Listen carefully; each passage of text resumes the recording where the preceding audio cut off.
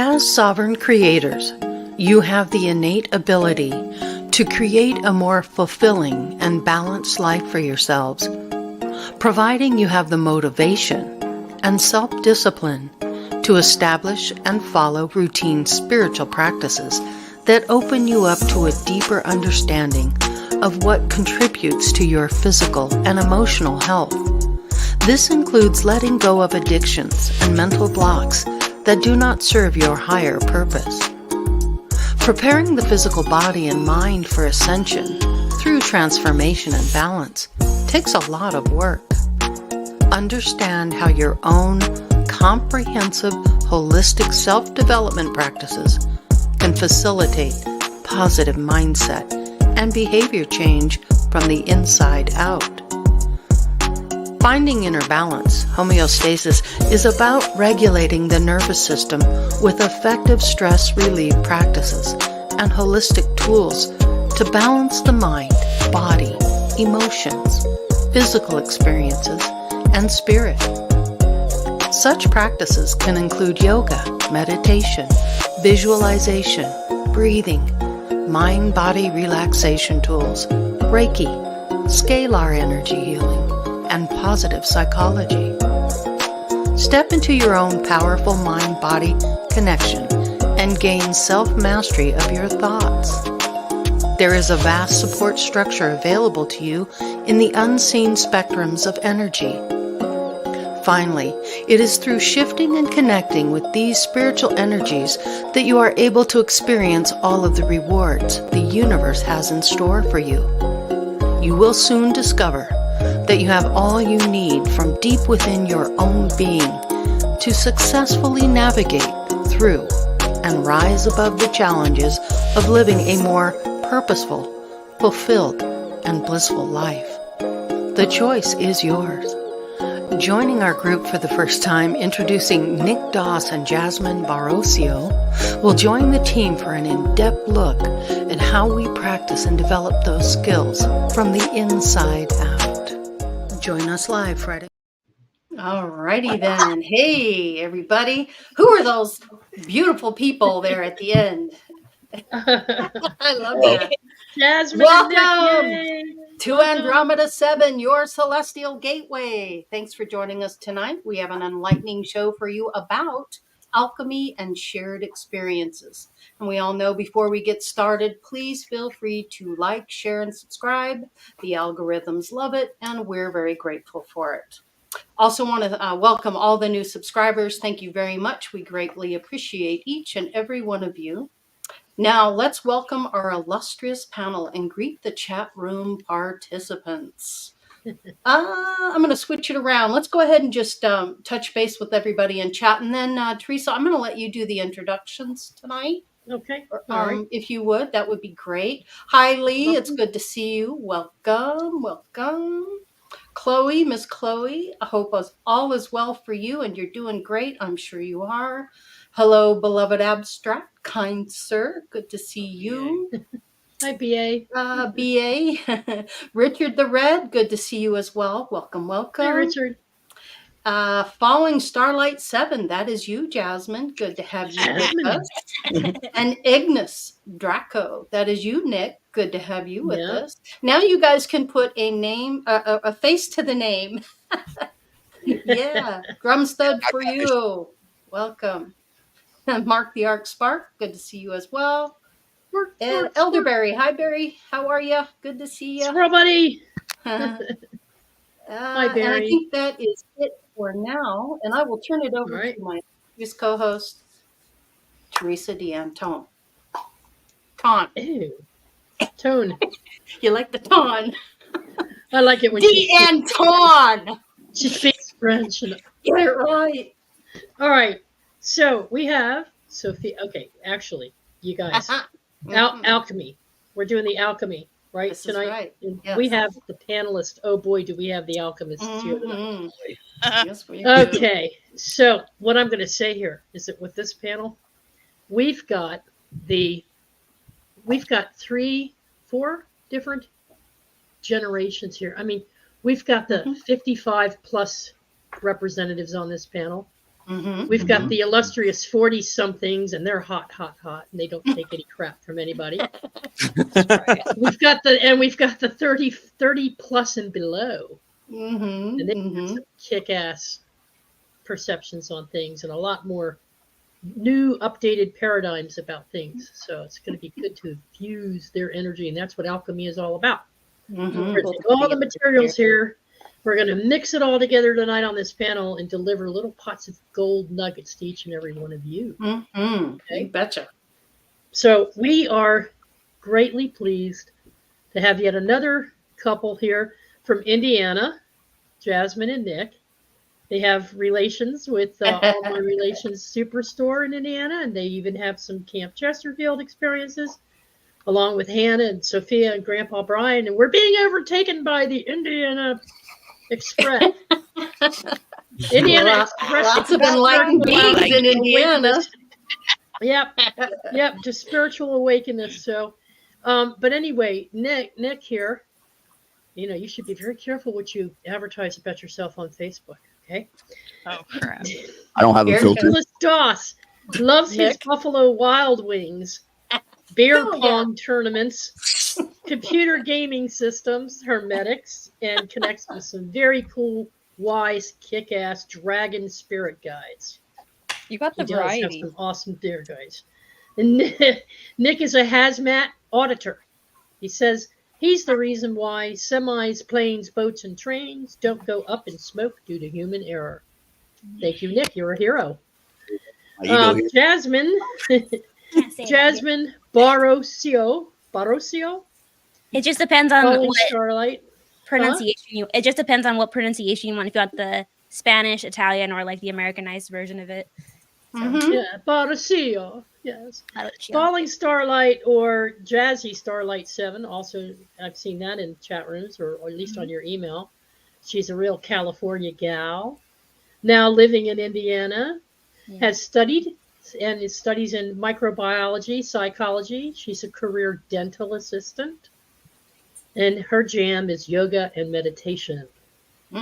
As well as, I understand, the Bad Girls Club. And computer gaming as Laura Croft Tomb Raider. Ooh, I love So you that. better watch your role, I Nicholas. love that game. Stay in your lane, anytime. Nicholas. Don't mess with her.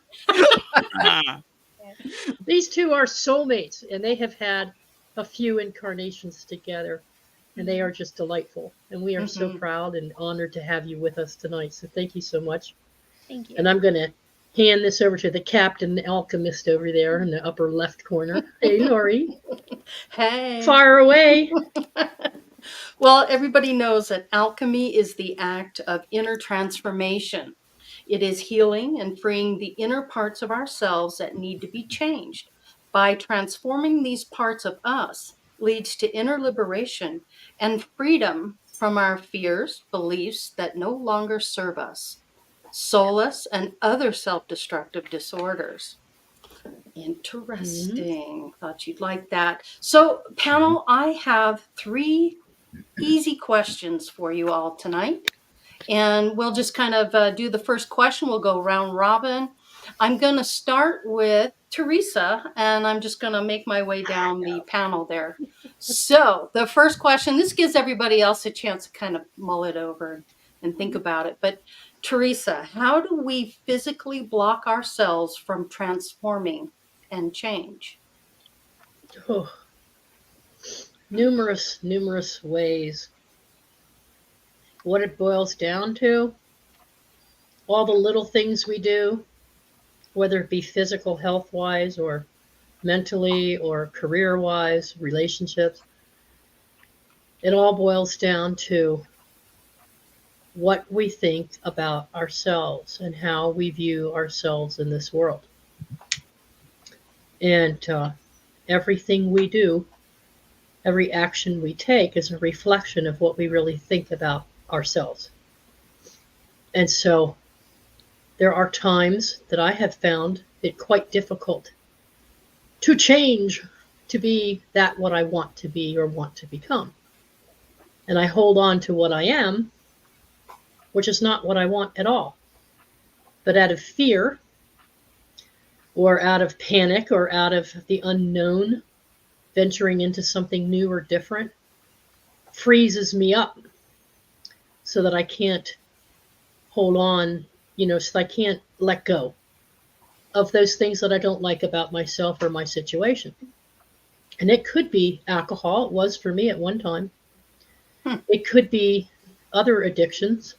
It could be eating addictions. It could be just doing things that you think you need to do because everybody you ever grew up with told you that's what you ought to do. And it's not really your passion, but you're doing what everybody else wants you to do.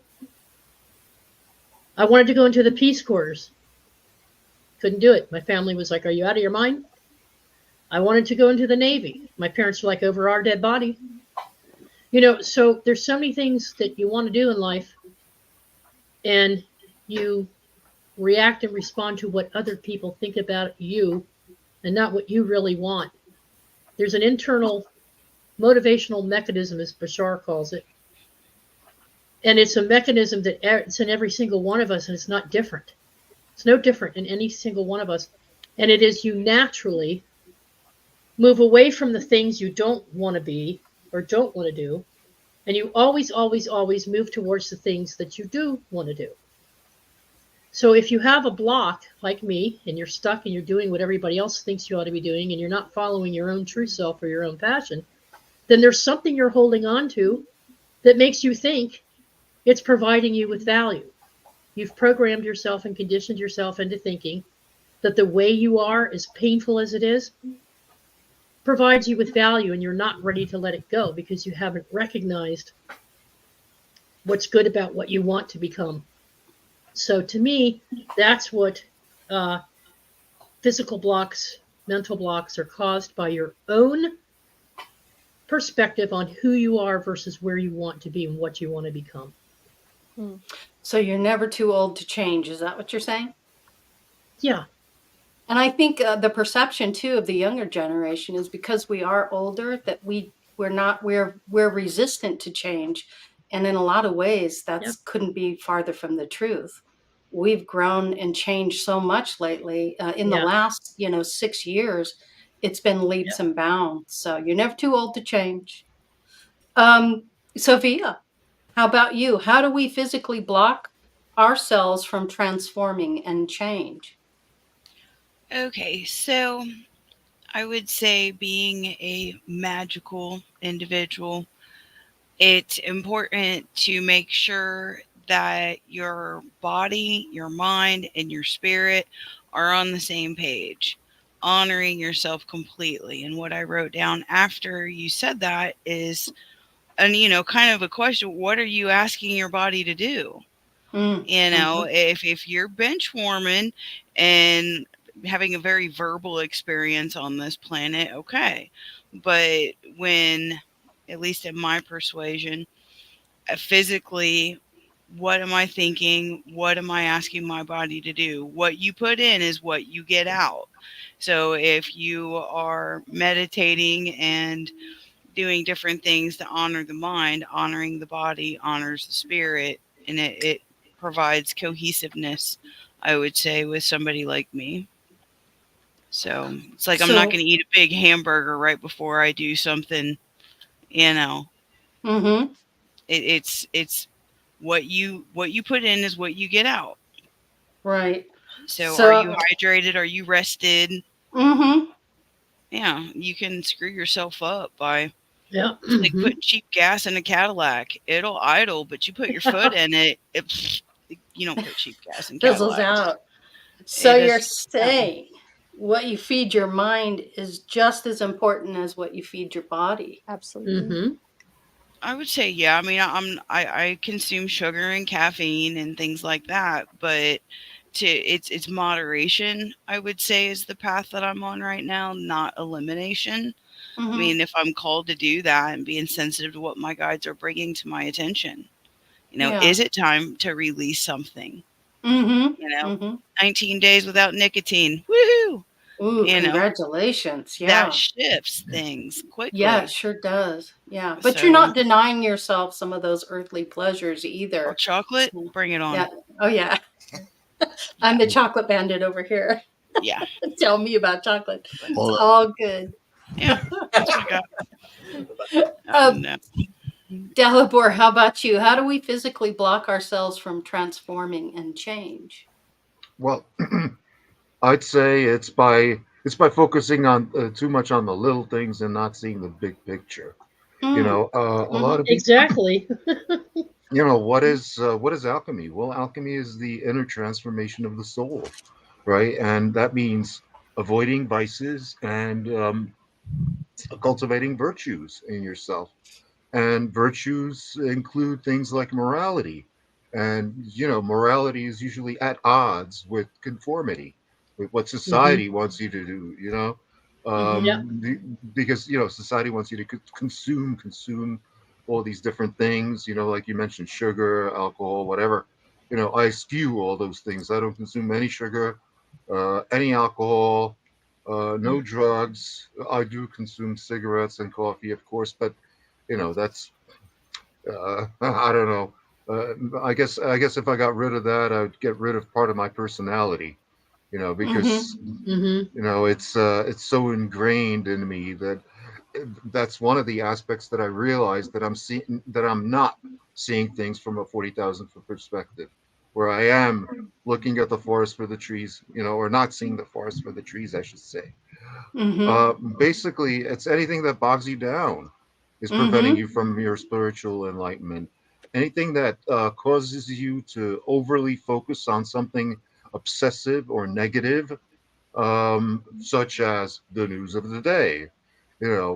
Most of that stuff is totally irrelevant to your living situation, and most of that stuff isn't even real, if you ask me. If and since it's not real and it's not relevant, you shouldn't be focusing on it just because other people are going to be talking about it. Like, Yeah. what the hell do I care about the elections in the United States? I'm not in the United States. Do I care about the elections here in Germany? No, I don't. I couldn't care less. I hope they all lose.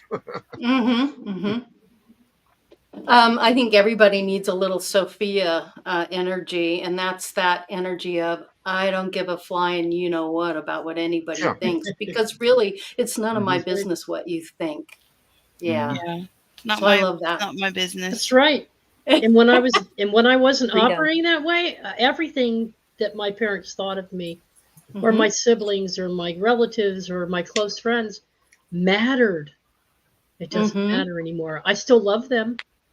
I still Yeah. respect them and honor them, but their opinions of what I am or what I do or what I think and it's not my concern. Nope. And you wouldn't believe how and freeing my- that is once you break out of that perspective. I'm sorry, Hannah. No, you're fine. I've learned with my parents and the people around me telling me the way that I'm living. I know from, at least in my perception, they're just trying to keep me safe or trying to protect me. Yes. Because it's that unknown, and their relationship to uncertainty or the unknown is Great point. probably not developed, and it's coming. Sometimes It is it's coming protective from a place energy. of love. but Yeah, it's not totally. that serves me, Yeah. and how it's being expressed. And Yeah. Well said, Hannah. Grandpa Brian, question comes to you. How do we physically block ourselves from transforming and change? I think it's a lot to do with fear. Mm-hmm. Fear of the unknown. Fear of not conforming to what everybody else wants. When you start going inside and looking at yourself, there's a lot of scary shit in there. And, a lot of people don't want to face that scary shit, so they don't go inside. Yeah. And So true. fear is probably the biggest block that people have about going inside and seeing who they truly are and really expanding. Yeah. False beliefs appearing real. It's not real unless you That's it, Lori. stock any faith into it. Yeah. Correct. That's it. False beliefs. They're beliefs that, and it's not. And we always want to point to the school system or the parents or the churches, and yes, that's all true, because we're influenced by them. but empower yourself. Right. But yeah, we're just usually it happens at a younger age when we're not stepping into our power yet. Now, you young ones today, you are. But when I was growing up, that was forbidden. Yeah. Fear's just a liar. It lies to you. Yeah. Yeah. Yep. So part of it is because of that, but now also part of it, even when you're an adult, you're still going through this. Part of it is that you aren't allowing yourself Mm-hmm. to recognize that those patterns are something that you have programmed into your own self. You have developed your own belief system. To keep you safe. Yeah, Mhm. and instead The of ego keeping safe, you safe. Ego Yes. keeping you safe. yes. Mhm. It's all, yeah. But let me Yep. tell you, when it kicks into overdrive and you're so uncomfortable, you still don't know how to find it, understand it, recognize it, let alone release it. So that's when you eat too much, or you start eating bad foods, or you start drinking heavily, or you start getting into drugs. You're looking It's a for all symptom. these Mhm. things. Yep. Yeah. So true. How about you, Hannah? How do we physically block ourselves from transforming and change? I love Brian's answer, limiting belief. For me, it's limiting beliefs. Mm-hmm. And I truly believe that humans are capable of wondrous things. Mm-hmm. And having that fear, having a limiting belief, can block us on a timeline that is our desired path. Mm-hmm. And also, say I pray, or say I have like a desire to go to like point A to point B, but I don't put gas in my car. I feel like Mm-hmm. your Yeah. actions have to match. You can believe anything you want, but if you don't take that physical action toward it, Mm-hmm. and you expect everything outside of you to kind of work for you, Mm-hmm. Mhm. you kind of have to work with it. I think it's both believing in yourself, having faith, having complete faith in the universe, knowing that my actions are aligned and I am working for this said desire. Mhm. Limiting beliefs along the way are obstacles, and you don't have to listen to them. And Mm-hmm. if you want to change, you have to also accept that there's parts of you, like mindsets especially, you kind of have to eliminate. And some people don't want to do that nitty gritty, Mm-hmm. because it does require you to empower yourself and be like, all right, what do I need to change? What opinions need to be altered? How can I live my life differently? Mm-hmm. So that timeline can Yeah. happen. You're a massage therapist, so you're using Mhm. a lot of energetic healing physically. Mhm. You're energetically healing, moving through emotional blocks and things that get locked in and trapped Yeah. in the body, right? Yes. So Yes. that's a good way that you do it as well. Do And you do? Go ahead. sorry, what were you saying? No, go ahead. I've learned that with limiting beliefs, a lot of people, like, and on my table and friends, they're like, I don't know what to do with my emotion. And it's like, feel. And they're like, what does that mean? And you'd be surprised. There's so many people who don't know how to feel. And Mm-hmm. they didn't have the tools growing up. And okay, well, because I'm on the panel, how do you feel? Feel the sensations in your body. Okay, if you're feeling anxious, that's just a label. Mm. How does your tummy feel? How does your chest feel? How's your breathing? How are your muscles tight? And feel through it. The more that you block yourself from feeling, the less authentic you are, the less present you are actually. And you're telling your body no. Like, it's kind of like It's a form of dissociation. resistance. You're building. Exactly. It's what Barry Chad just said. Quit being so stubborn, and at least make Exactly. the attempt to understand. Because I like once what you I like go what Lucky through, Time. Stone. I like what Lucky Stone said. Like the minute you Mhm. blame something outside of yourself, that's a limiting belief, big time. projection, Yeah, yeah, Mm-hmm. totally. you're Yeah, empowering projection. something outside of you Yeah. as Mm-hmm. an excuse to not have what you desire. Like, it's all right. It's all good Okay. in the hood. But at the Cool. end What of do the you day, think so you know, far, Nick and Jasmine? Are we on the yeah. track here? Are you syncing up with this? I was just coming to Nick and Jasmine. Nick, Jasmine, thank you so much for being here tonight. Appreciate you.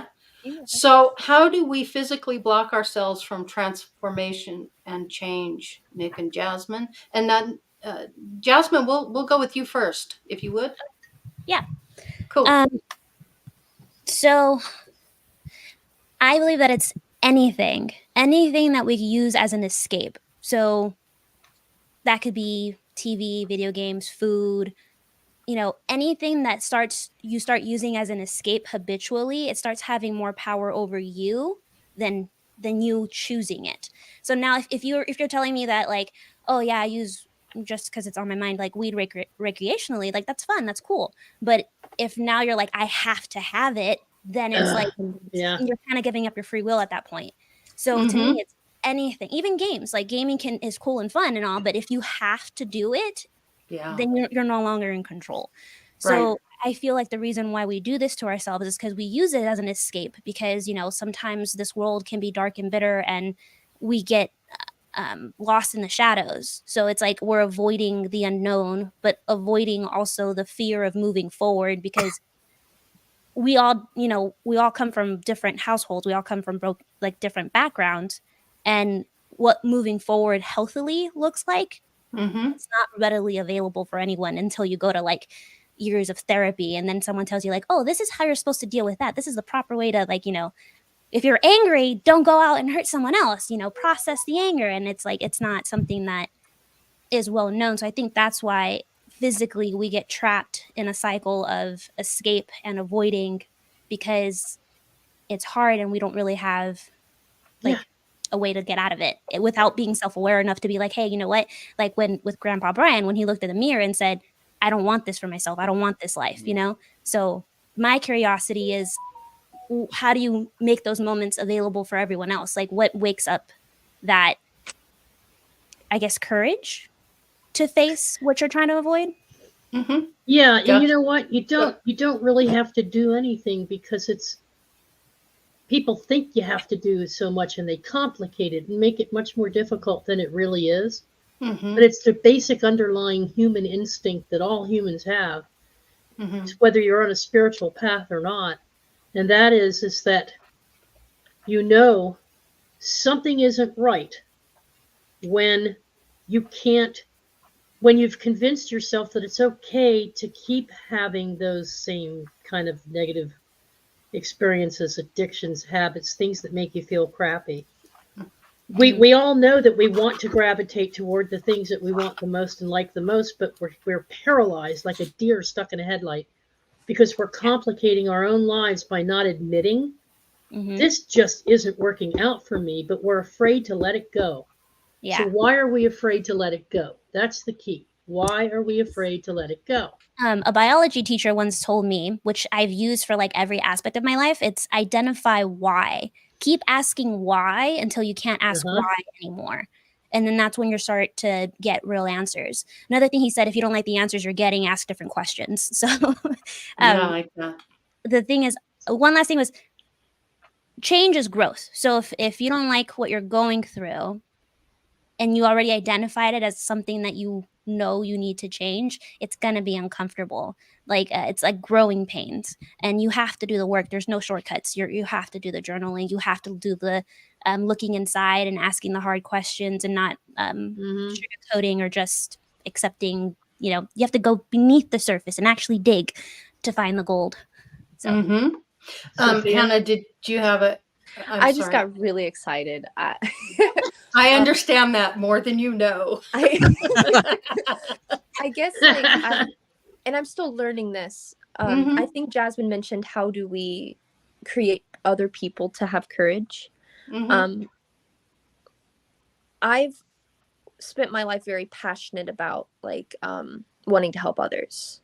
And I finally came to for me, this is my truth, I guess. I can't really help or heal anybody. I can give them space. That's what I can do. And you can plant the seed. I can love them. And especially when it comes to fear, let them. What I do if it's not like aggressive, but if they're having fear about life or sickness or something like that, love them. Over time, it will naturally just be there for them. Just be there for them. When you give them that when you're authentic as yourself, that is a vibration, and you affect people. You know, it will ripple out. And when you're authentic in your own truth, people feel that, and it will either help heal people, help them heal themselves, or they will project on you. I don't know if you guys have seen the movie, oh gosh darn it, it's the one with like dreams and like they have to go inside a dream to like influence what dreams may come. Inception. Inception. Okay. So like I have like a very creative way of doing that. It's like I'm gonna like plant little ideas in your head and make them think that you thought it. Right. Consider this, will you? Yeah. Yeah. That's a well-known technique, management technique too, in the business world. Jasmine, you were talking about the gaming thing, and I kind of wanted to touch base on that. So it is very easy to be addicted to it and to just constantly play. But one of the reasons I enjoy playing those games is that it grounds me. It keeps me focused on something else other than what's going on around or outside of me. Also, I'm learning because of the type of games I play as well, which if you're playing, Lara Croft Tomb Raider, that's pretty cool stuff. And you're getting to see, different topographies and things like that. But it's all, like history. Exactly. Yeah. And so go ahead. What was that? Like the Assassin's Creed, like that one has a lot of That's a good game. Oh my God, I love that game. My sister and I are absolutely loving that game.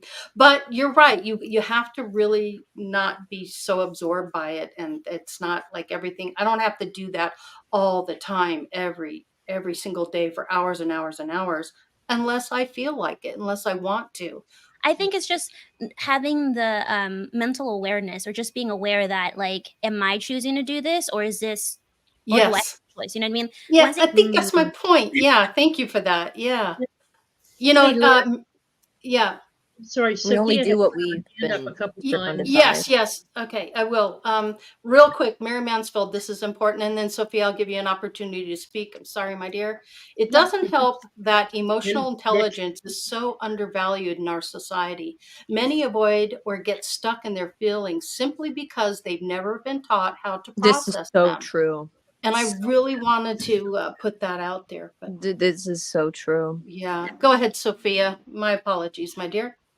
And then we'll get back to you, You're Nick. fine. You're fine.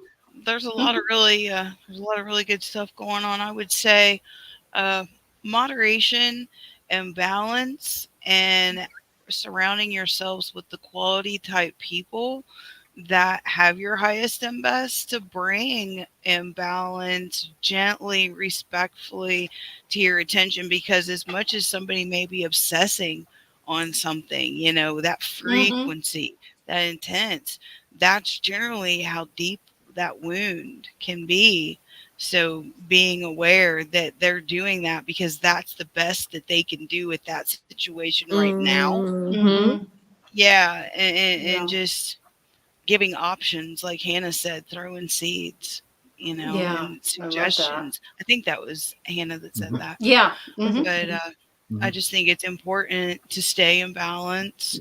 Look at does it add to your life, or is it taking away? What is manifesting in your life?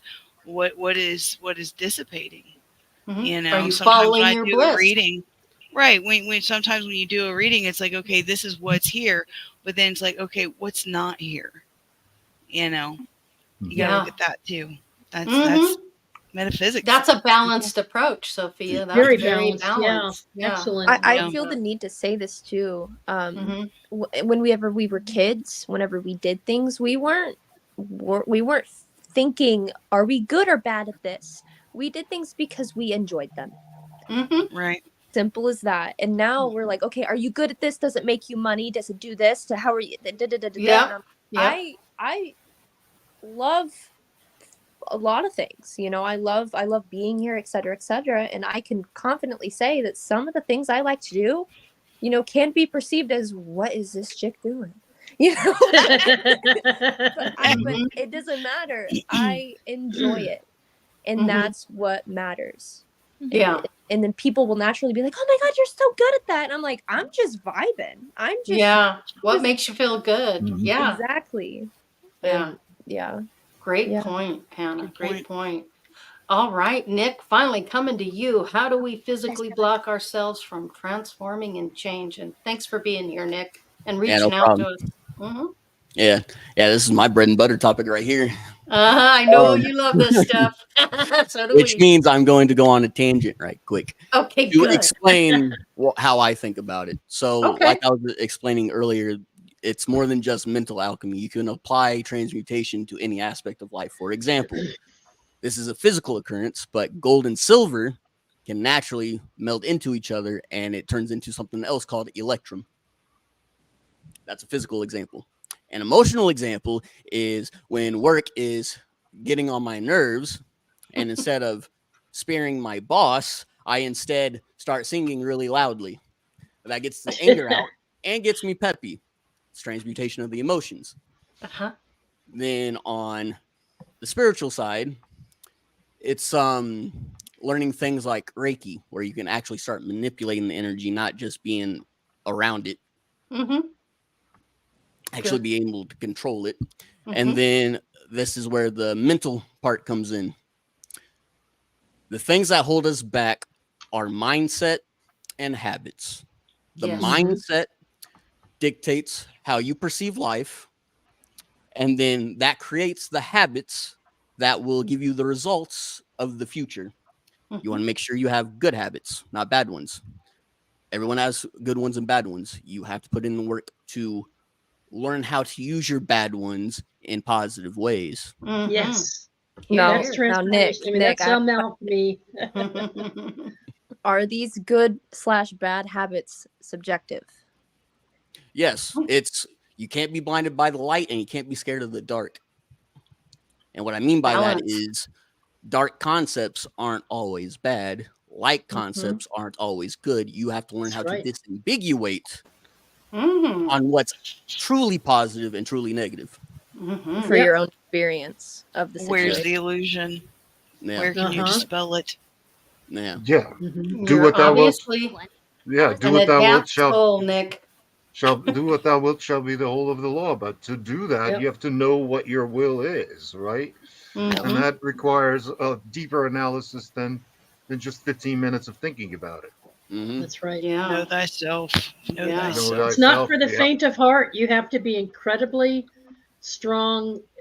You have to really, really want this.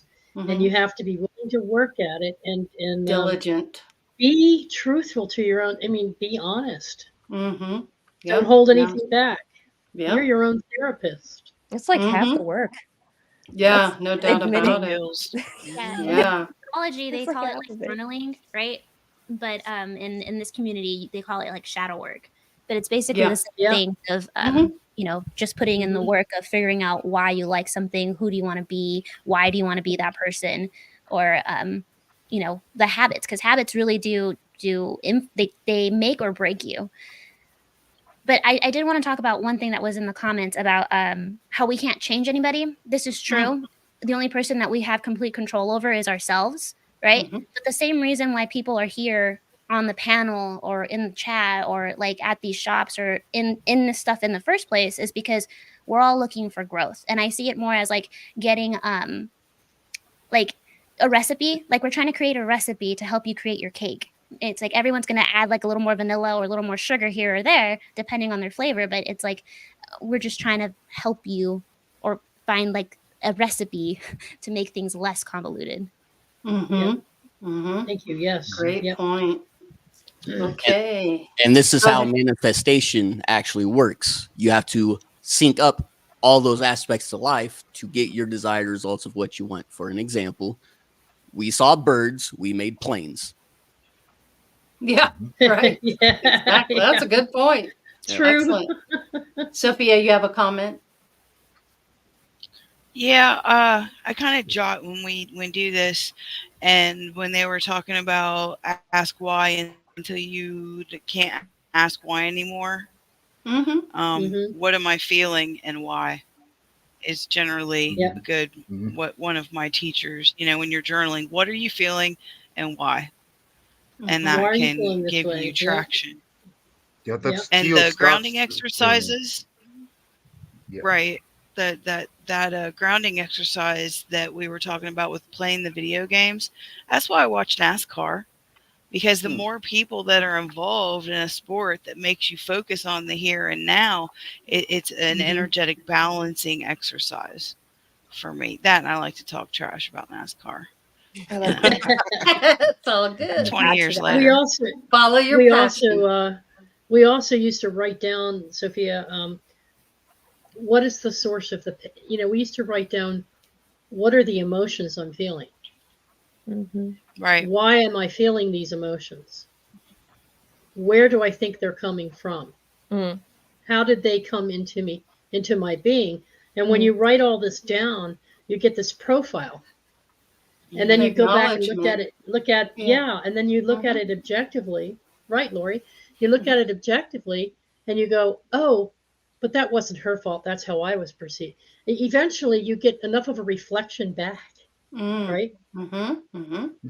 That you suddenly, you're not suddenly, but over time, after you do this for a bit, you realize that you were the cause of a lot of these things. It was your reaction to the way people were doing things. Yeah. And I wanted to Hannah. add, a lot of people, at least for me, I've asked a lot. I used to ask, why is this happening to me? And I'll admit that I was in like a victim mindset. And through my experience, I feel like that was completely valid and necessary in a way, because I needed to feel that. You know what I mean? Absolutely. And I feel like a lot of people are like, don't be a victim. And it's like, well, I feel like it's a part of the process with some experiences. But whenever you're done with that victim mindset and you're like, why is this happening to me? This doesn't feel right to ask that. Ask yourself, it's empowering, but it can be a big bullet to bite. What did I do to allow this to happen? And it's, for some instances, it can be pretty rough. It's like, wow. How am I responsible? How am I responsible for this situation? What part did I play in it? Right, Nick? Yeah. Correct. See, most people live lives of quiet desperation because they're overcome by their negative habits, right? And it's those negative habits that they came up with in the first place to make their lives more predictable, right? But it's when your life becomes so predictable that it's boring, well, then, then you're bored. Then you're going to be seeking out external stimuli of all kinds. I would suggest like introducing an element of randomness into it. For instance, one of my hobbies is garbage picking, and a lot of people, everybody practically, is going to laugh at that and be like, "Oh man, a guy like you going garbage picking?" Like I have found things I never knew. I never knew I wanted. I've found things I've never knew even existed, right? Yeah. I've also found things that are extremely valuable. So, well, one man's junk is another man's treasure. Exactly. That's right. Yeah. Yeah, go ahead, Nick. Go ahead. It's not just our habits we have to be aware of. It's also the people that we surround ourselves with, because we're a social species. And if you guys ever look into this, I highly recommend it because it'll open your eyes to a couple things. It's called proximity effect. Basically, the top 5 people in your life that you are around the most, you will gain their habits, no matter how much of an individual you think you are. We do affect people. If you were to ask me, who do I want to hang out with, a group of millionaires or a group of people that want to party all day, I will pick the millionaires. Why? Because I want to get rich. Natural law. That's what you. That's what. So, are you saying you want. are That's who what, you surround yourself by? That's what you think you want. I'm sorry, Dalibor. Go ahead. I would suggest that a lot of people say, because I want to get rich. I want to get rich. That's what you think you want. A lot of people haven't thought this through. I mean, I lived off interest for 4 years, and when I got to that point, I realized that it wasn't what I was looking for, because my life lacked that spontaneity. My life was way too predictable because I just simply wasn't doing anything. I was just spending 99% of all my time just looking at coin listings on eBay. Okay, that's it. In other words, it's not a life that I would normally choose to want to live, and that's what led me down the dark path to alcoholism. So I realized that one of the ways out of it is to go out more, and what forces you to go out more than getting a job in something that you love, like finance, right? And that's what I ultimately wound up doing. So you know, that gets back to the whole thing, like, do what thou wilt shall be the whole of the law. Well, what is it that you wilt? What is it that you want? You know, have you really thought this through? Mm-hmm. Yeah. See, the way I see it is that I totally agree with you, but there's also some things you have to accept that to get to that point, you have to do it, even if you don't like it. For example, money. That's not my main goal. I want money because I want to create something like Chesterfield. I'm going to need the money for the space to attract the people and to make buildings. You know, that stuff requires physical resources. You need a foundation to be able to reach to the seventh chakra. You need to make sure your root chakra is secured. Yeah. That's the way I see it. Thing, yeah. Yeah. Did you have more questions, by the way, Laura? I do. Okay. Teresa, you have a comment? Yeah, I was having a discussion with a teenager that I worked with a while back, and he had a lot of pain and a lot of difficulties, and he ended up in the prison system at a young age, and he got out recently, and then another one who's a family member was going through something very similar, and then another kid up the street. So there's all these young folks experiencing this at a very young age of not feeling like they can make changes, feeling like they're stuck in a pattern and can't break free. And we were having this kind of conversation, and he said, easier said than done. He says, it's easy for you to say this. It's easier to think this than it is to actually do it. And it reminded me of someone talking about, in our community, talking about definitions. What does that phrase really mean? Been there, done that. So how we define how we think about things makes a difference too. What are the definitions that we're using? What are the meanings of words? Because when you put words into phrases and sentences, you're almost spell casting against yourself. It's called spelling for a reason. Exactly. Spelling for a reason. Yeah, you're spelling words. You're throwing spells. See, to a person like you mentioned, Teresa, I would point out, I would reframe his whole situation. He said, well, it's easier said than done. Well, even if he's from a low socioeconomic background, he's still in the top 1%. He's still in the top 1% because half the global population lives on less than $2 a day. Think about that for a second. Yeah. It's a really big controversy of to be a product of your environment, and it's a big scientific philosophers and psychologists it's a big argument about it. But the biggest thing is I don't want to feel like I don't get a say in my life, because then why am I here? You know what I mean? Like if I was destined to be like everyone else in my family, or just have my life planned out for me as a Mexican female, like this would be completely out of the radar. You know what I mean? I would be like, stuck with just a pre-planned notion of who I was supposed to be, what I was supposed to like, and what I was supposed to do. And I think it's way more freeing, because like when I talk to kids, I usually tell them like the only person you can control in this life is yourself. So it's more about, it sounds cheesy. It really does sound cheesy. And when I tell them like life's what you make it, and it is going to be really hard, but it just depends on how much do you want it. And then there is this thing that I learned. I'm not going to take credit for it, because I found it on but it's like, what are the lies that you've been told, and what is your universal truth, and what kind of change do you think that's going to bring you? Once you start figuring out that these lies of your environment were put there in order to control you, in order to keep you benched and away from your light, then you start getting like that inner motivation and that inspiration to actually make those changes. And then it's not he's right, it is easier to say this stuff, it is easier to just talk about it, but to actually put in the work. But most people don't know. You say to him, most people don't know what those lies are. Exactly. Yeah, and what I said to him is, yes, why are you afraid of it? Yes, it's easier to steal cars, it's easier to rob stores, and all those things made you feel miserable, and look where you ended up as a result of it. So are you saying that going to school and taking some courses in a field of study that will bring you money so you can get a car, so that you can have the freedoms that you want, all these things you say you want to do, yet you keep finding yourself back in Square one. doing what you've always done, Mhm. because you've used the definition of easier said than done. Right. That's not a natural law. That's not a natural law. That's point. like, it's like, Mhm. you know, flip it around.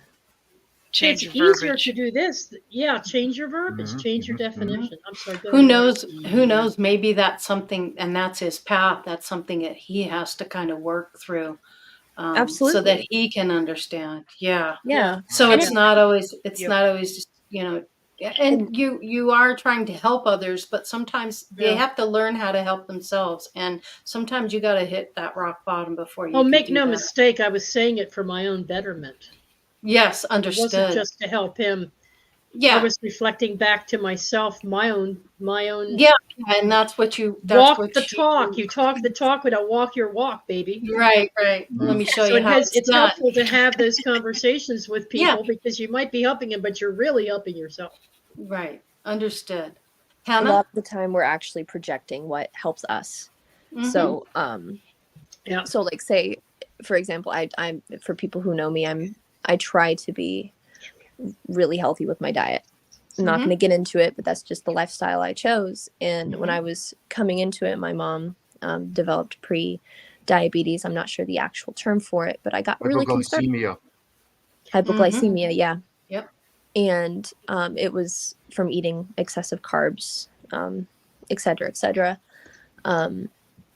And so I was really pushing, you know, I was thinking I was helping her with, like, hey, this helps, this stuff helps, this stuff helps, this is why I do stuff. And whenever I connected, okay, generational trauma, what did she go through? Okay, so she probably felt controlled.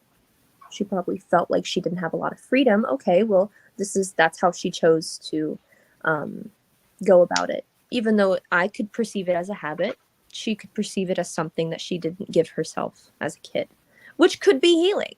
I don't know. Who am I to say that? And so now, when I finally stepped back and I stopped telling her, you know, like, this helps, this stuff, and I just loved her for who she is. Like, I love you for what you're doing. And it's hard. It's really hard for me to watch some, you know, but anyway, now she's coming to me. Can you make me this? Can you said this helped, right? And she does it, she doesn't. Or she does it, or she doesn't do it. And it's her choice. But I mean, sometimes whenever we see someone that we perceive as hurting, or maybe they shouldn't go through it that way, because I found we all went through darkness and we all got out of it by ourselves. It's our empathetic human nature to empathize with another person who goes through something like that. But how we helped ourselves is completely subjective to our own experience. So I can't say anything. Also, what helps you doesn't have to help somebody else. Right? Exactly. True. My medicine could be another's poison. Also, in that same notion, it circles back to who you surround yourself with. Because, like, if you're surrounding yourself with a lot of drug addicts and you're venting to them about, like, how sad and how, you know, how your home life is toxic, they're going to offer you what gives them comfort and what gives them comfort. Yes. Like, so it's everything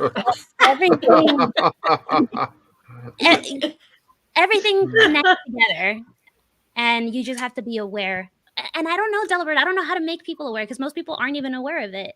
And it's like, yeah, sure, everything, you can see everything as what's that philosophical or like thing, nihilistic, you know what I mean? Like, nothing matters, or everything matters, you know? So it's everything's a balance. And to me, it's like, do you want to be delusionally happy, or do you want to be a delusional asshole? Like, what's your choice? Pick or choose.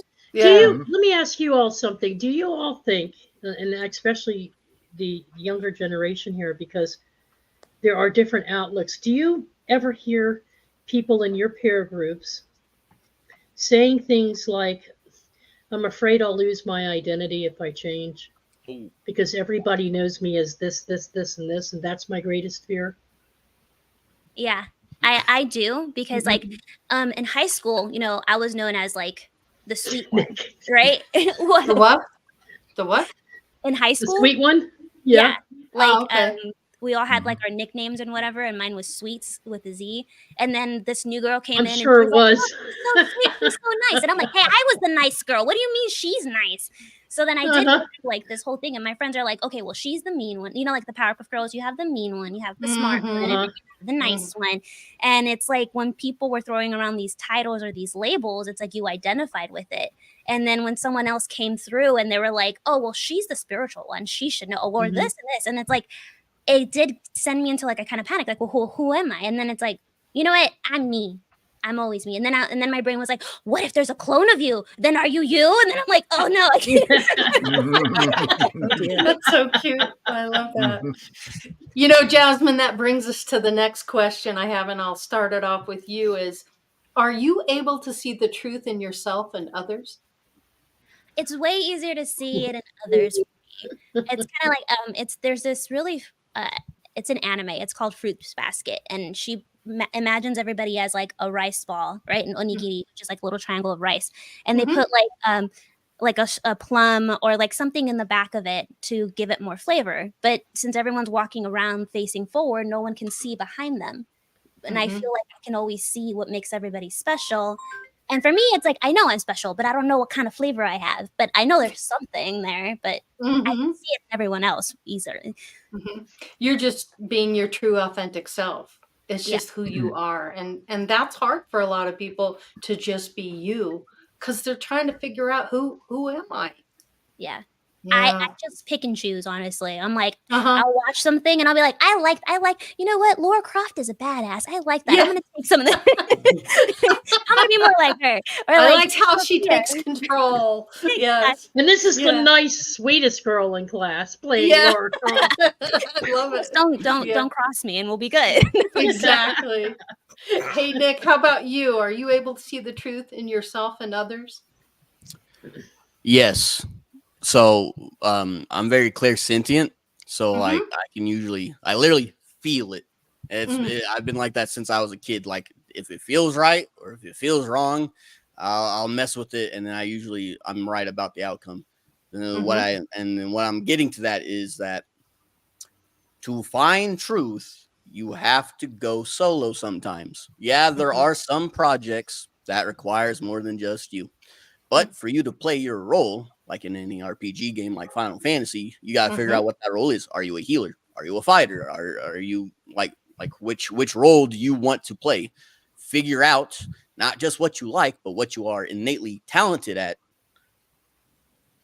and grow from that. Invest into that. The rest of the pieces will come together like they're coming together right now. Ooh, well said, Nick. Well said. Hannah, how about you? Are you able to see the truth in yourself and others? This question is very interesting to me because it depends on what kind of, is it a subjective or an objective truth? So everything that I see in another person is simply my perception of myself. The mind cannot make up anything simply unless that you've experienced it yourself. So me, like, and I honestly sometimes try to get that stuff out, try to judge someone.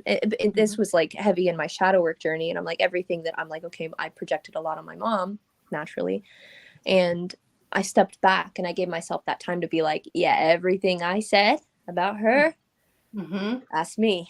And so, but an objective truth, okay, well, my opinion, and this is subjective, but is love, is authenticity and love.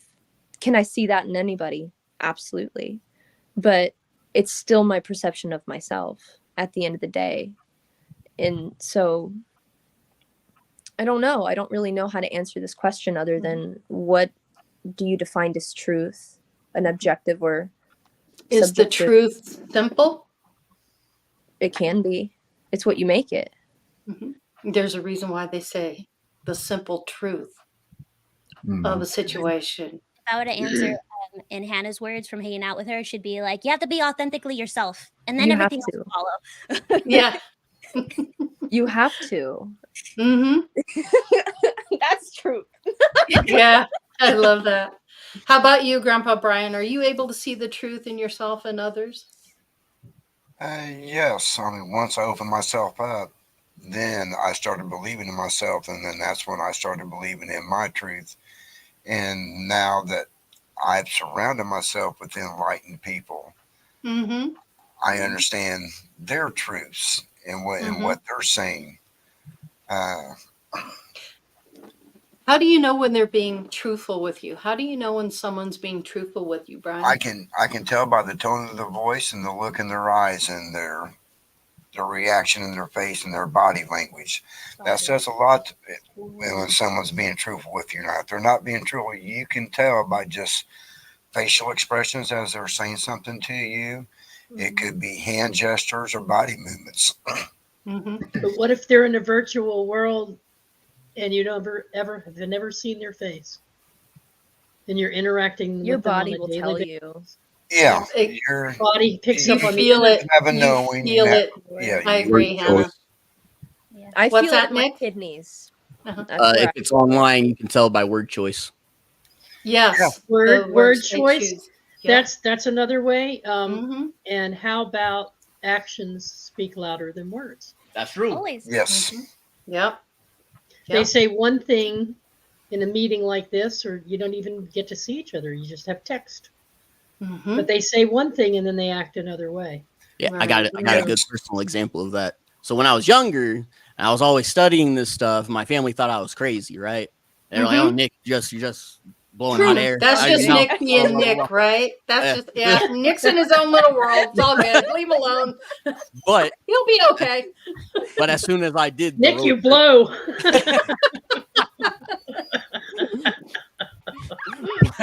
As soon as I started learning about the crystals and learning the Reiki and learning the tarot cards and going all the way to Mount Shasta on a road trip, doing stuff like that, then they started going, oh, he's serious. They don't call me crazy anymore. They still criticize. That's just what people do. But their subconscious ain't calling me crazy no more because I'm showing them the physical evidence that I'm proof's in the pudding. I'm at least somewhat knowing what I'm talking about. Yeah. But it's How blowing about- their minds. What's that? It's blowing their minds, or like what is? Yeah. Oh my gosh. Yeah. Well, Did they're that probably really happen? realizing that it's your journey. Yeah. That's right. Okay. Most definitely. Delbor, how about you? Are you able to see the truth in yourself and others? Oh yeah, for the most part, yeah. Basically, truth is all around you. You could see if you focus on anything long enough, you could see truth in a piece of wood, and you can even see truth in a piece of shit, right? The question really, the question you're really asking is it a useful truth, right? And I've noticed that in terms of other people, it's the people that you hated the most that taught you the most usually. And in my case, that would be somebody like Evil Otto, who was my uncle for. Oh yeah, Evil Otto. Evil Otto. I mean, Uncle he taught Otto, me. huh? Yeah, he taught me alchemy, metallurgy, because he himself was a metallurgist and a metal sculptor.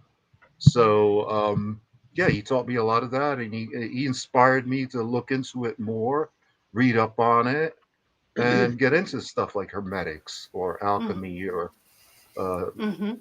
that sort of thing. So yeah, in so doing, I've seen that you can find truth literally anywhere. I'd like to add to that. I was channeling something, and it was so simple. If the sun pretended to be the moon, we'd all be dead. I don't know. Wow. Wow, that's interesting. Yeah. I don't know. I don't know. I thought about saying it. Like I said it a while ago, and it's because someone was like having some trouble, and I was like, it goes back to authenticity. I don't know. You can find truth in everything. That's absolutely right. I don't know, but. How about you, Sophia? I am very interested in what you've got to say. Are you able to see the truth in yourself and others? Because I choose to. It's free will. You can choose to pursue the truth, be authentic, find out what you are, what you're supposed to be doing down here, because we're not in this alone. We're all connected. And I see the truth in myself when I allow myself to see it. And do I see the truth in others? Yeah, for me, I know when someone's lying to me when their thoughts and their words don't match. I guess it's a curse and a blessing of a telepath. So there's that. And then what kind of experience do I desire? That's part of my truth. And I feel that you don't have to be filthy rich to be successful. You know, in my opinion, success is a happy blend of being healthy and balanced and pursuing what you love. Because if you're pursuing something that's just filling your pocketbook and nothing else, it will fill its season shortly. I don't care who you well are or what said. book it is. Yeah. How about you, Teresa? Are you able to see the truth in yourself and others? Yeah, more and more so these days. I'll tell you what it is that I see. I have learned to recognize what they perceive to be their truth. What they perceive they have adopted to be their truth. So I see why they act the way they do or say the things they do in a much more compassionate way now. Because people, like Nick was saying, you can do things that appear to be dark or out of darkness or out of a low vibe, and you really think you're doing great. But you don't see your own self-destructive path that you laid before me. So I've been able to identify that in others now as, ooh, that's a reflection back at me of something that I don't want for my own self. And so that helps me see the truth in me.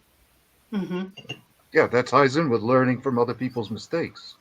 But they may not have made any mistakes. It just might be that I see the course they're on is not what's right for me. Now, it's something they need to do, and they've adopted it as their truth, but they don't see that all the things that they're doing are even further damaging to the very thing they don't want to be.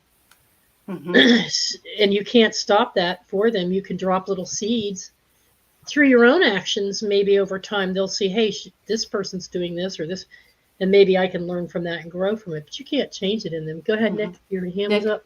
Yep, Nick. It's also a perspective thing. A very popular example that I see people give is someone stealing at a supermarket. They're stealing food. Okay, you're like, oh my God, they're stealing, such a bad person. Oh. Anyway, only to come find out that all they're trying to do is feed their starving kids because they don't have the money for it.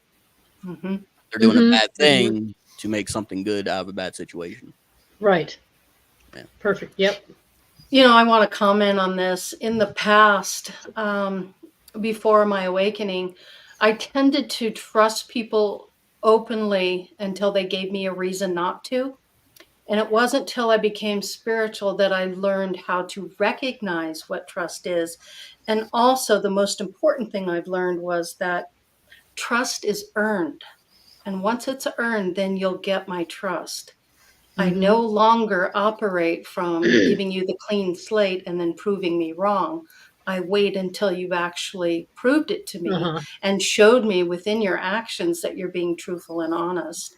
I do the same thing with myself. Am I being truthful and honest about any situation I'm dealing with or someone I'm talking to or something comes up? How am I reacting to that? Am I being honest with myself? Am I being honest with them? Have I earned their trust? Have they earned mine? And I think that's really important to remember. Trust is earned. If I could add on to that. Yeah. Because I do believe we're similar in that, because I used to love openly, you know what I mean? And so they hurt me, and then I'm like, okay, then I'm gonna make it smaller and not trust you as much. And then I would give like to my brother and my best friend, I would love them unconditionally. Like if they would have been, oh, Jazz, you know, we kind of like we ended up in jail and blah blah, I'd be like, ah, man, but would still love them, right? Like right.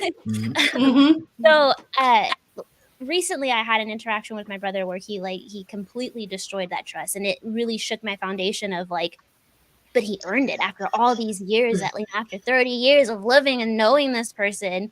So I think it's important to say that you can only lead a horse to water. You can't force them to drink from it. And then you choosing love and them not knowing that they destroyed your trust, it also it should I don't Sophia, what am I You're trying to say responsible. here? You're responsible for how you take that. How You. yeah, you are. It comes Right. from you first and foremost. If someone's going to be dishonest with you, that's on them. But Right. it's on you to understand, are they being honest with me? Am I feeling it? Am I not? How do I respond to that? And I think that's where people's power really resides, is within yourself and knowing yourself well enough to know that. Well, it's also understanding that they might be going through something that after all these years, it's either been pent up inside of them or it's something that they're having to deal with that has nothing to do with you, but they shift the focus onto you to make it seem that it's your problem so that they don't have to deal with it themselves. But are you being to be trustworthy with stronger. yourself? Are you being Right, trustworthy with exactly. you? That's where it really comes down to. That's Yeah. that- And that's yes, a yes. tough lesson. That was hard for me because I just wanted to trust everyone. I wanted to believe everything they told me, and it just doesn't work that way. And it took a long time to get past that. I feel like that's like it's an idealistic mindset, which I prefer, but sadly that's not the reality that we live in. Exactly. Yeah. So Right. And that's a hard lesson. Live there. We learned that through word choice. Like, what was it? Worry versus wary. You know what I mean? It's like you lock your doors, you lock your car doors, and you lock your house doors, not because you're expecting something bad to happen to you, but just because you're aware of where we live, or like, you know. So it's like you're not gonna like leave it open. Somebody stole my car and everything in it. I don't know why. Did you lock your car? Did you lock your car? This is like saying, "Hey, free stuff. It's unlocked." Right. This is an Egyptian or Middle Eastern proverb.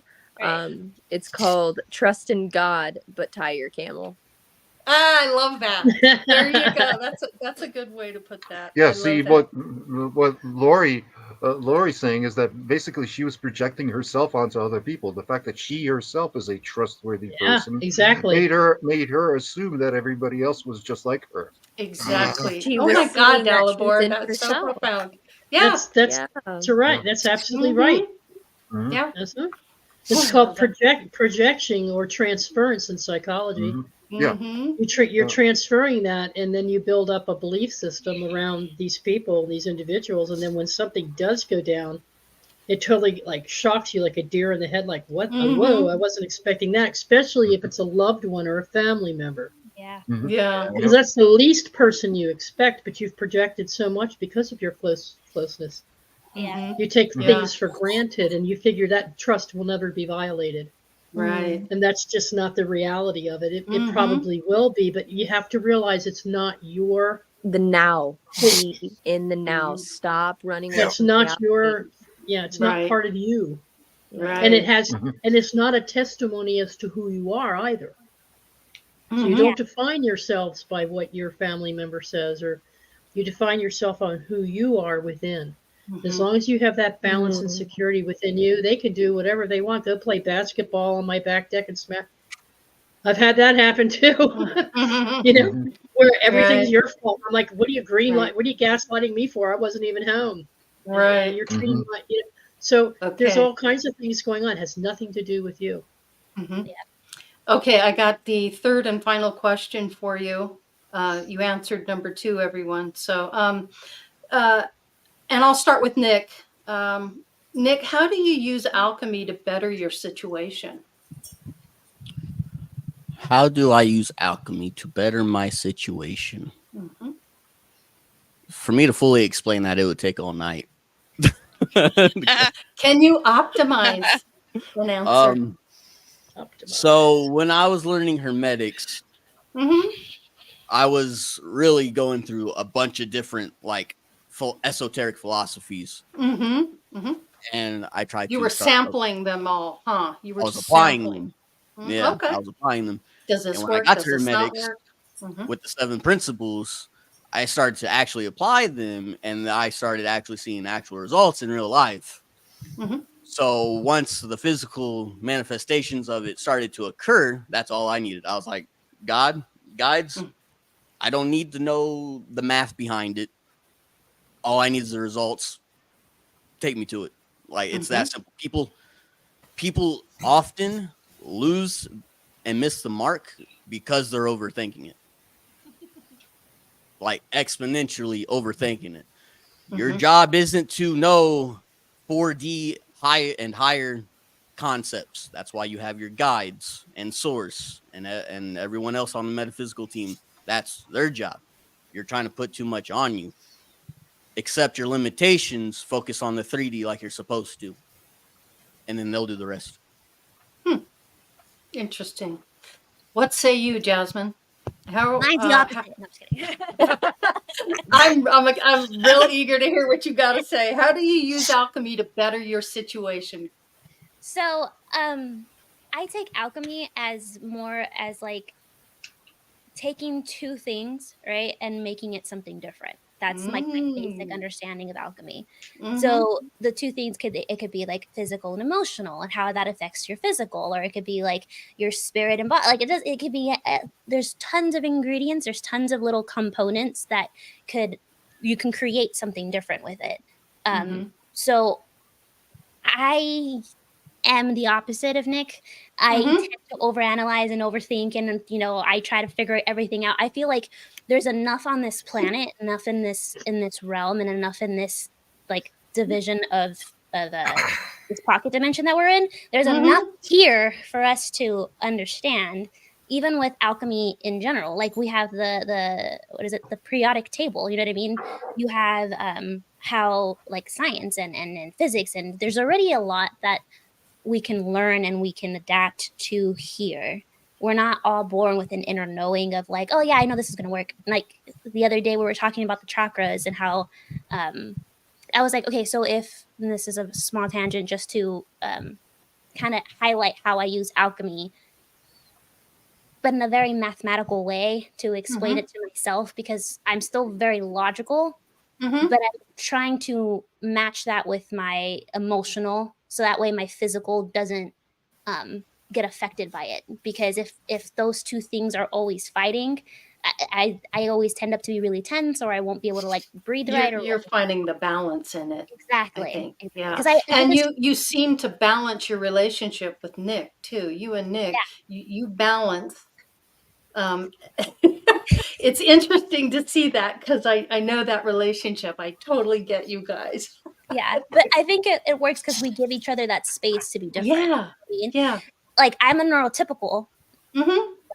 He's a neurotypical. Yes. I'm neurodivergent.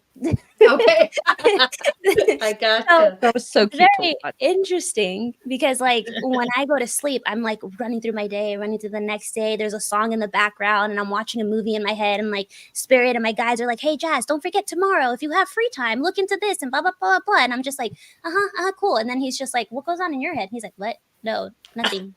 I so totally get that. Yes. And I'm shutting down. What are you doing? Yeah.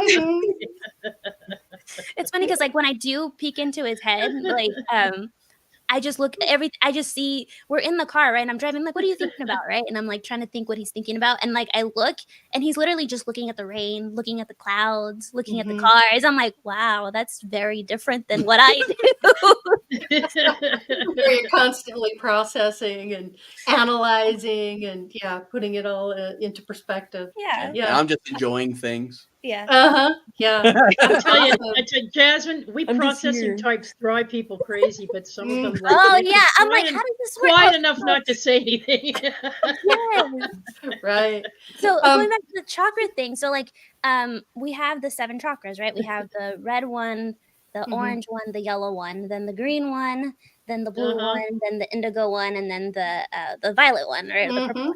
And then I was like, okay, so from red, orange, and yellow, that's physical, right? Then you have your green one, which is like your emotional, and that starts up the Sacral's emotional. The thoughts, right? The spiritual and the emotional ones, the mind, the third eye, the crown chakra, and the throat chakra tend to have more with like spiritual and soul like. So I'm like, where's the mind? I was like, it should be this, but it's not this. This is different than the mind. And he looks at it because I'm like, I'm doing my own investigation and my own journaling, and he's just like, oh, it's there, you just missed it. And I'm like, what do you mean? I'm like, there's only 7 circles. Where's mine? And he's like, look. And I'm like, I am looking. But he's right. It's the whole circle all the way around it, and that one's black and white.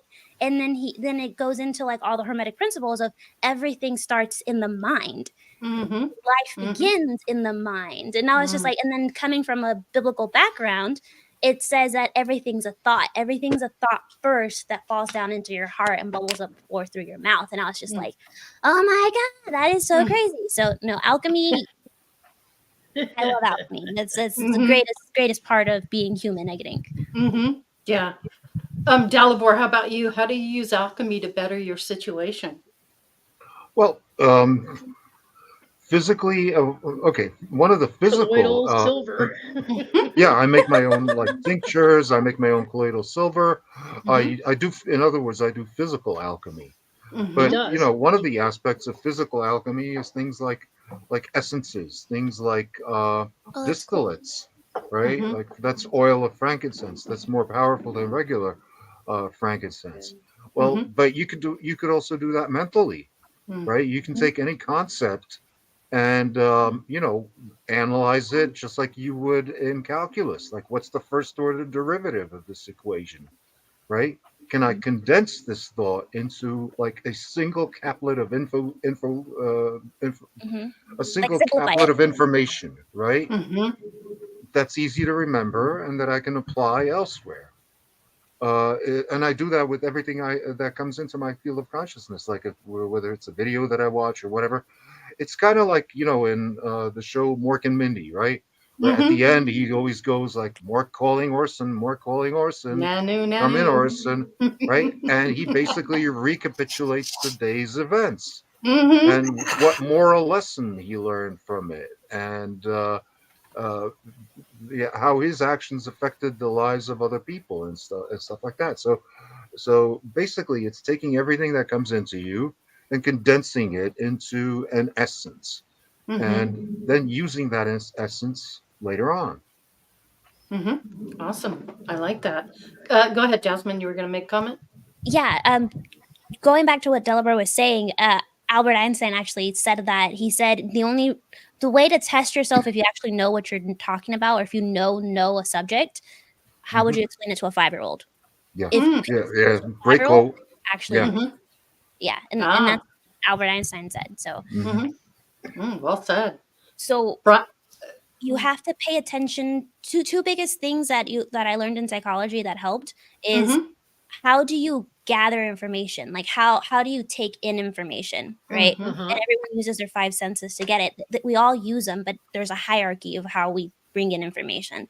But the tier 2 of that is how do you get that information back? It's great if you can like store this in a memory bank and everything, but how do you get it back? Are you like how do you draw upon it? See, yeah, and in that sense, I prefer to like do my own experiments, do my own research, my first order experiential acquisition of knowledge, because most people get knowledge from books, and that's what I call see-say, right? It's not hearsay, it's see-say. So it's not first order information. Gotcha. Yeah. All right, guys, we're coming to the end of the show. We're running out of time, but I did want to get to the rest of the panel with this question. How do you use alchemy to better your situation, Grandpa Brian? I use it because I trust in it. And once I started doing that and trusting myself and starting to reach that higher level and going within, and then when I started meeting other people that are experiencing the same things, it actually helped accelerate my growth, and I know it's helped accelerate their growth. So by connecting like we are right now, we're actually helping each other accelerate our spiritual growth. I love that. Yeah. Well said. Well said. How about you, Anna? How do you use alchemy to better your situation? To better my situation. That would imply that there's something that isn't art, is something that's better than right now. All right, let me rephrase that. How do you use alchemy? How do I use alchemy?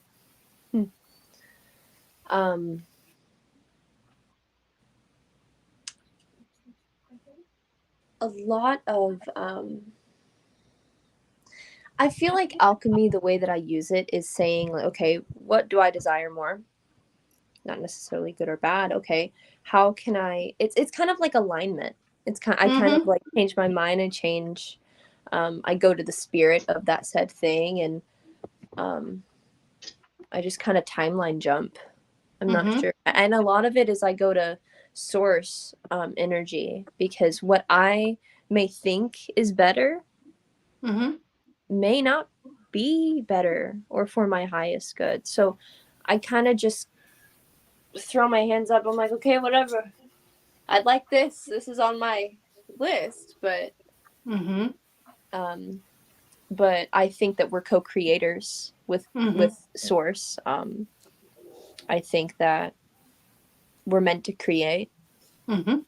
So if you have that passion, go for it. How do I use alchemy?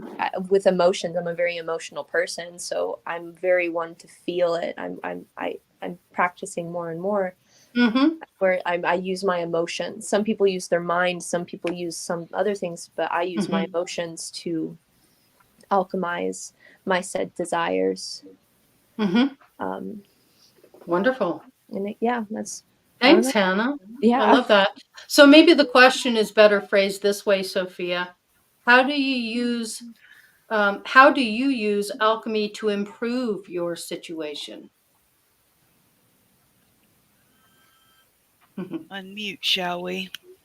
So I had a moment to reflect on this question. How do I use alchemy? I like what Hannah was saying as far as just being. You don't always have to be in gear. You don't always have to have an agenda. You can just observe and learn. It doesn't always have to be projective. And just because I can doesn't mean I should. There are situations where I'm tempted to do something energetically, and sometimes in my heart I'm like, is that necessary? Just maintaining my intention, my vibration, my intensity, and my focus is the type of alchemy that I work, because there's different degrees of it, in my opinion. But to set your thought, your intention, respect is given, trust is earned, know thyself, let's do something cool and learn. I mean, it's a rinse repeat of what am I feeling and why, and what kind of day do I want to have, because it's my will, my life, my experience, but I have the privilege of sharing it on a beautiful planet with beautiful people. Well said, beautiful Sophia. Thank you. Love that. Love Thank you. Can I make a quick comment? Yes. To add on what she said, silence profits everything, while talking profits nothing. So if they're talking, be grateful, because they're giving you basically free stuff. Yeah. There you go. Information, huh? You're absorbing. That. Yeah. Teresa, I'm going to give you the final thought on that. How do you use alchemy to improve your situation?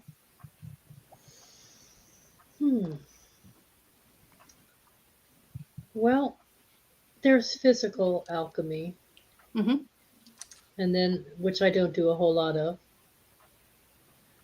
except for when I want to feng shui my house, or I'll do physical things to lift my spirit. I'll do things to keep myself busy with mindfulness activities. So that's when I get into the physical side of things. But for me, alchemy is taking a blend of my inner thoughts and emotions with my experiences, whether they be through meditation or contacts with my guides, or everything's done on a very different vibe than the physical. So I'm always alchemizing all day long. But I'm just not thinking about it, because it comes naturally now, because it's a result of shared experiences, typically between me and someone else, where I've gained a whole broader perspective of things. And then I apply it internally as to how I feel about that. And then I examine those emotions, and it's done very quickly. It's not like a long drawn out process. It's not like I have to go into a 5-hour meditation to figure things out. I could just sit here and go, oh, okay, so I find myself processing differently now. Mm-hmm. So I'm a processor like you, Jasmine. But Lori, you've seen the difference. I process more quickly, and I process more carefully and more strategically, and I usually come out with a piece of wisdom. What's Not that knowledge, I said to you but today? wisdom. Do everything anymore. Yeah, yeah. Actually, So I Liz, apply it. So then I take it and I apply it to everything I do in life. So when I'm reacting with the bank, or I'm reacting with the finance company, or I'm reacting with the attorneys or the contractors, everything I do all day long is now being driven by a higher mind. So alchemy, personal alchemy, internal alchemy, allows me to stay in that vibration of a higher mind, so that when I approach my day-to-day activities, I don't go off the handle anymore. I don't have temper tantrums. I don't get anxiety. I don't get a lot of fear. I don't have a lot of pain. I woke up with an achy knee. I alchemize, the knee pain's gone for the rest of the day until later on. So I'm constantly cycling back through my own thoughts all day long, but they're driven from spirit, because I'm also always in connection with either aspects of myself or my guardians or my guides, with just about everything. It's like, it's on like Donkey Kong. Is that the expression? It's on like Donkey Kong. I can't shut them off. I had an experience. I won't go into it, but just put it to you this way. I had an experience the other night, and something happened to me, and I lost the ability temporarily for myself to reach out to my contacts. I felt naked. And I was horrible. It was horrible. And I was like, oh my God, I can't feel them. I can't connect to them. What is going on?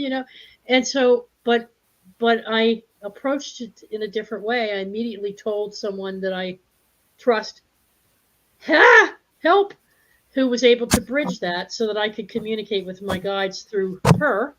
Lori was one. But I went there first instead of going somewhere else first. Do you understand? I went there instead of going into anxiety or panic, or I was like, why am I feeling this way? What's going on? What's happening? Oh my God, I can't feel my guides. What? Yeah, you felt exposed. Yeah, you felt exposed. I know she can connect to the same guides we do. So I'm like, find out what's going on, because I can't tap in. It was only temporary. Let me add something to that. Let me add something. And then Sophia's got a comment. One of the ways I've used alchemy to improve my lot in life is by transforming balances in euros into balances in Czech crowns and into balances in euros, and doing that back and forth like a lot. Wow. Alchemy of the old bank account. Yeah. That's one of the ways you can use to better yourself. Yeah, absolutely. Sophia? I just wanted to throw in there that we have a lot more control over what we experience, and it starts with our thoughts and our intentions and who we surround ourselves with. But I love this show, this topic, and it's very thought-provoking, and I appreciate this. Oh, you're so sweet, Sophia. Well, and we want to thank you, because it was you through in our interview with Nick and Jasmine, and you and Brian, where this topic came into its fruition, and we were able to sit down and alchemize what came out of that meeting to produce this.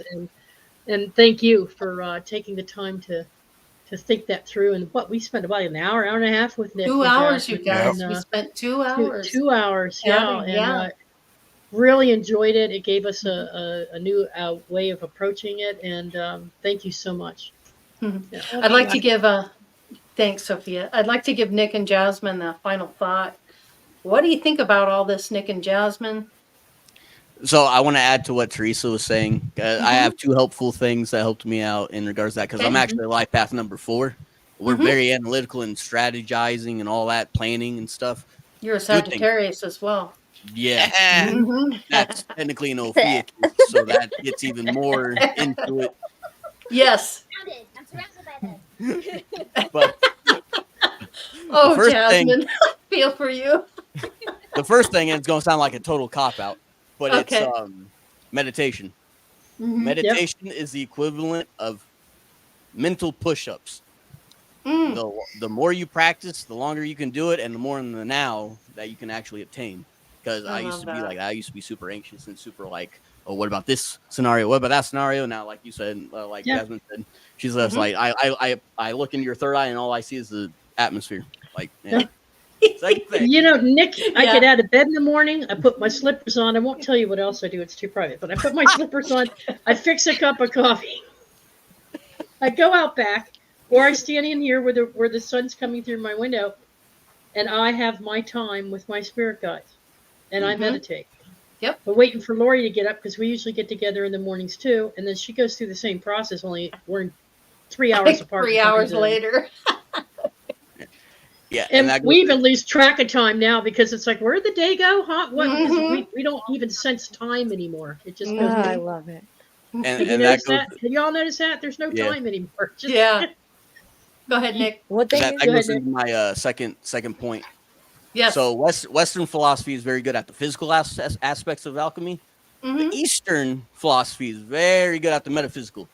An example being when I met Jim and all my relations, that dude turned me into a straight believer. I just met him. I was doing it for fun. I was like, whatever. If it's accurate, or not, I'm having fun. I didn't even sit down yet, and he started nailing me on the head. I was like, he's good, isn't he? Listen. So I shut it up and I listened. And I did everything that he said. Bam! I met her. He literally gravitated both of us to each other.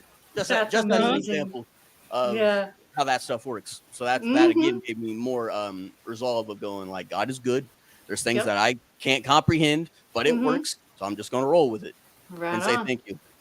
Yeah, he's so cool. I went to have lunch with him, and we were sitting down, and Brian and we sit down, we're like ordering from the menu, and Jim's going, oh, spirits are coming in. He's sitting there having this conversation. I'm sitting there going, that's normal. You know, and I'm like, that's oh normal my God, with Jim. Never have I ever had a lunch like that, Sophia. Never have I ever met anybody. We're all different. So cool. Awesome.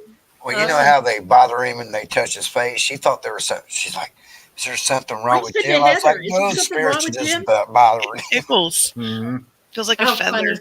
or cobweb. Must be the energy. Yeah. Sometimes I'll like touch his back really lightly, and he'll turn around and be like, I thought you were a spirit. I love that. That is so cute. All right. Well, listen, you guys, this was an excellent show. I hope everybody watching gets a lot out of it. It's wonderful to be up here with all you folks and sharing our knowledge with others, because really that's what it's all about, is just putting it out there. I did want to let you know I did some automatic writing today, and I came up with what I call now soul wisdom. So this is 100% from my soul. It's a 2-minute video. I want to end the show with it. I thought you guys would enjoy this. It really came together. It just flowed. And so I hope you all resonate with it. We're going to say goodnight with the video. And then after that, we'll have the closing video, and we'll see you next week. But love you all. Appreciate you all. And with that, we'll say goodnight, and I'll play the video for you. Bye. Have a great weekend, everybody. I love you all.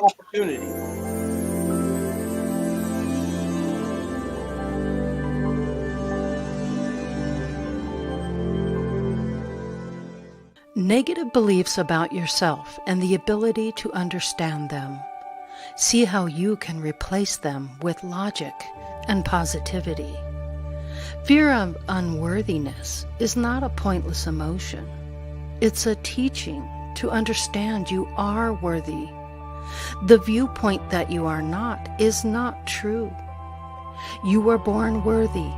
It's an emotional belief that skews your understanding for the experience. The theme that you are not is needed. When you know what you don't want, you know what you do want. The truth is you are already perfect, whole, and complete. You just believe you are not worthy. Change your frequency and know you are the all.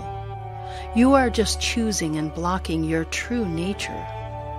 When you know the truth, you can drop the understanding that you are not worthless, and self-forgiveness allows you the strength to see the truth that you are whole and complete. Change is a frame of mind to shift. Learning to believe in new concepts and revelations is the key to your unlocking your fullest potential. Life is always teaching us. We are able to receive, know the lessons, integrate them, trusting yourself, knowing your true authentic inner being is the mechanism for great change. Believe in your ability to heal yourself and others. Life can be